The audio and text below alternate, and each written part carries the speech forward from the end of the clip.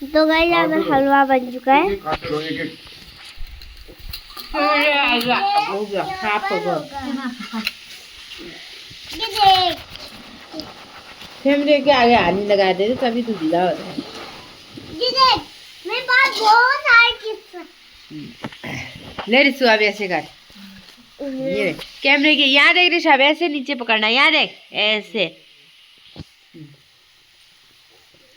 क्या नीचे नीचे कैमरे के नीचे। तो गाइस मम्मी खा रही है। ये है प्रसाद ये देखो।